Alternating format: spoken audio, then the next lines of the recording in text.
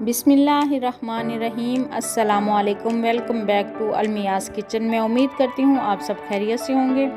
आज मैं आपके लिए चौरस पराठा की रेसिपी लेके आई हूँ। ये आप नाश्ते में अंडा, चाय या अचार के साथ खा सकते हैं।